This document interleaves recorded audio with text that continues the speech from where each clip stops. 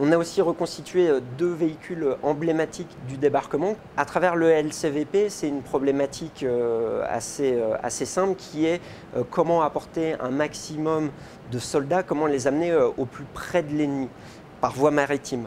Et le Waco Glider, c'est le pendant aérien de la barge LCVP qui est utilisé là aussi pour amener un maximum de soldats.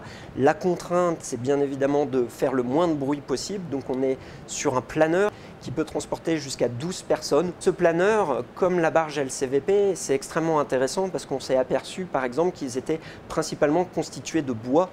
On aurait pu croire que c'était des choses en métal, et en fait il y a une économie de moyens, une priorité qui est mise plutôt sur les navires de guerre, sur les chars, sur l'aviation, qui font que c'est aussi des véhicules plutôt qui sont extrêmement simples, ce qui explique surtout qu'aujourd'hui, quand on fait des fouilles sous-marines, on n'en retrouve aucune trace. C'est 6 à 8 mois de travail à la fois d'enquête qui nous a permis de défricher les données qu'on pouvait avoir, et puis aussi de travail de reconstitution 3D, sachant que pour le LCVP ou le Waco, on va quasiment jusqu'au boulon près. L'idée, c'est vraiment d'être extrêmement précis, exhaustif dans ces maquettes numériques, digitales, qui peuvent servir aussi bien pour le grand public, mais aussi pour les passionnés, les musées ou des associations qui souhaiteraient aujourd'hui reconstituer ces véhicules.